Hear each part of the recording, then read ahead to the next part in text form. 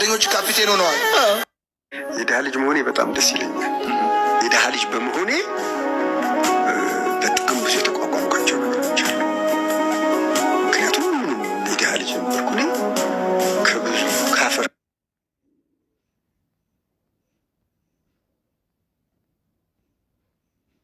ከትቢያ ነው ወደዚህ የመጣሁት።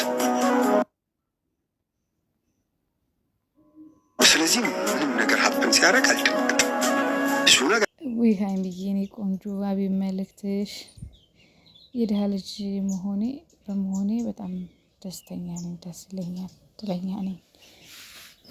በነገራችን ላይ ተንቀባሮ ያደገ ልጅና በድህነት ተጎርቶ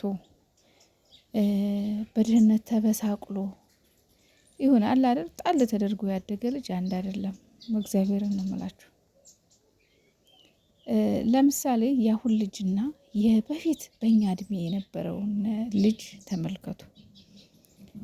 የአሁን ልጆች ምንም ቢሆን እኛ ወላጆቻቸው እኛ ያየነውን እንዲያዩ ስለማንፈልግ ጥረን ግረን ስደትም ተሰደን ሰው ሀገርም ሄደን የትም መከራችንን አይተን እኛ ያየነውን ዕጣ ፈንታ እነሱ እንዲያዩ ብዙ ዋጋ እንከፍላለን። ግን የብዙዎቻችን ልጆች በጣም ብልሹ ናቸው። እውነት ለመናገር በጣም ብልሹ ናቸው። እንደዛ ስለሆነ ማለት ነው። እኛ ግን ብዙ ዋጋ ከፍለን እውነት ለመናገር በተለይ ገጠር ላይ 4 አመት ከሆነሽ እረኛ ነሽ እናቴ፣ ቀልድ የለም። ቀጥታ እዚህ ገና ጡጦ አምጡ እያለቅሳል ያሁን ልጅ ማለት ነው። እስቲል አሁን ገጠርም ቢሆን አሁን ላይ እና በፊት የነበረው አስተዳደጋችን አንድ አይደለም። እውነቴን ነው የምላችሁ። በጣም በጣም በጣም በጣም የድሮና ያሁኑ የተለያየ ነውና አንዳንድ ጊዜ አነስተኛ ቤተሰብ ያሳደገውና ሙልቅቅ ብሎ ሙልቅቅ ያለ ቤተሰብ ሀብታም ቤተሰብ ያሳደገው ልጅ አንድ አይደለም። የድሃ ቤተሰብ ልጅ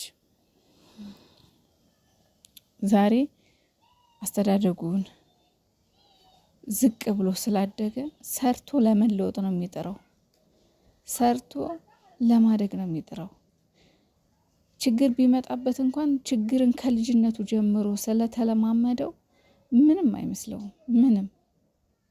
እና የሀይሚዬ መልእክት ያው እስካሁን ድረስ ብዙ አሳልፍ ያለው ከዚህ በኋላ ምንም ቢመጣም አይደንቀኝም፣ አዲስ አይሆንም አይነት ነገር ነው። እንግዲህ የሀይሚዬ መልእክት።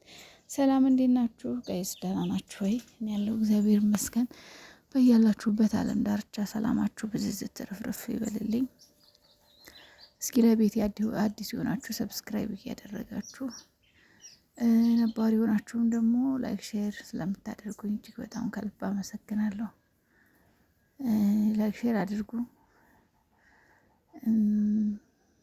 ያው ከገባችሁ አይቀር ላይክ አድርጉት ቪዲዮውን፣ ምንም ችግር የለውም። ሰብስክራይብም አድርጉኝ ውዶቼ። እና ሀይሚዬ እንግዲህ በስቶሪዋ ላይ እያደረገችው ነገር አለ።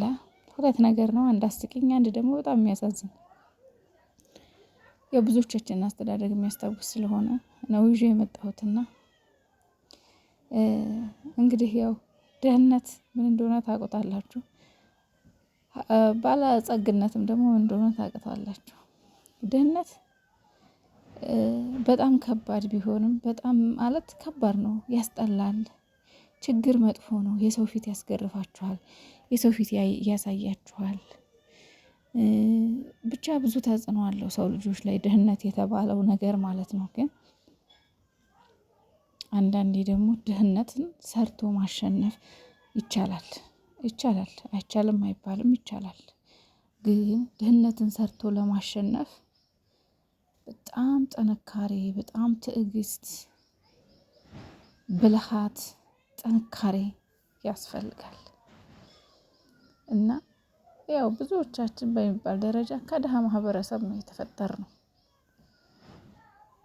ግን ደግሞ ስደትም ተሰደድ ሀገርም ሰራን ምንም አልን፣ ጎበዝ ጠንካራ ከልጅነታችን ጀምረን ብልጥ ከሆንን ነው ድህነትን ማሸነፍ የምንችለው። ምክንያቱም ገንዘብ በ40 ዓመት እድሜ ምንድን ነው በ20 ዓመት የሚባል ነገር አለና ገንዘብ በ20 ዓመት ምንድን ነው በ40 ዓመት የሚባል ነገር አለ። ገንዘብ ማግኘት ባለብን ሰዓት ካላገኘ ነው ማጠራቀም መስራት መትጋት ባለብን ሰዓት ካላጠራቀም ነው ዋጋ የለውም። ምክንያቱም ጊዜ ካለፈ በኋላ ቢገቡን ነገሮች ምንም ትርጉም የላቸው እና ግን በሰዓቱ እና ሀይሚዬ ያው ሸር ያደረገችው ነገር ምንድን ነው የድሃ ልጅ ስለሆንኩ ደስተኛ ነኝ። ምክንያቱም ያው ነገሮች ቢመጡም ድህነት በድህነት ያሳለፍኳቸው ብዙ ነገሮች ስላሉ ከዚህ በኋላ ምንም ቢመጣም ያው አይገርመኝም አይደንቀኝም አይነት ነገር ነውና ሀይሚዬ ደግሞ አይዶን ነው እኔ ድሮን ጀምሬ ያቅሻለሁ ማለት ያው ትንሽ ከፍ ካልሽ ከናብርሽ ጋር ምናምን ዩቲዩብ ስትጀምሪ ስትሰሪ ያቅሻለሁ። ከዛ በፊት ግን ሀይሚነቷ እንደዚሁ አይተናት ወደድናት፣ እንደዚሁ ተከተልናት፣ በቃ መረጥናት፣ ወደድናት በሀይሚነቷ እንጂ የድሃ ላይ ትሁን የሀብታም ልጅ ትሁን ምንም የምናውቀው ነገር የለም። ግን አንዳንድ ምቀኞችና ወረኞች ያለምንም ፍቃድ ያለሷ ፍቃድ ወጥተው እንግዲህ ታሪኳን ብዙዎቹ ሶሻል ሚዲያ ላይ አውርተዋል። አልተሳካላቸውም። ምክንያቱም ይሄ ሁሉ የሰው ፍቅር የሰጣት ሀይሚ በሀይሚነቷ እንጂ ሀብታም ስለሆነች ድሃ ስለሆነች ወይም ሌላ ነገር አይደለም። ግን እግዚአብሔር ይመስገን የሰው ፍቅር አላት፣ ኦዲየንስ አላት፣ ጎበዝ ሰራተኛ ናት፣ ትሰራለች። አሁን ላይ ሀይሚዬ ቢሊየነር ብትባል ምንም አያንሳትም። ቢሊየነር ናት፣ እግዚአብሔር ይመስገን ቢሊየነር ናትና ቅድም ሼር ያደረገችው ነገር ምንድን ነው? የድሃ ልጅ መሆን ብዙ ነገር ያስተምራል። ምክንያቱም በህይወታችሁ ብዙ ነገር እያያችሁ ስለሆነ የምታድጉት ብዙ መጥፎ ነገሮች እናትና አባቶቻችሁ የሆነ ለእናንተ ምግብ ለማግኘት መከራ ሲከፍሉ ዋጋ ሲከፍሉ የሰው ፊት ሲገርፋቸው የሰው ፊት ሲያያቸው በቃ እናንተ ያንን ነገር ለማሸነፍ በቃ በጣም ጎበዝ ሰራተኛ በጣም በቃ ትጉህ ነው የምትሆኑት። ምክንያቱም ቤተሰቦቻችሁን ታያላችሁ እንዴት አድርገው እንዳሳደጓችሁ ምን ያህል ዋጋ እንደከፈሉላችሁ ስለሚገባችሁ ማለት ነው። እና ሁላችንም የድሃ ልጆች ነን።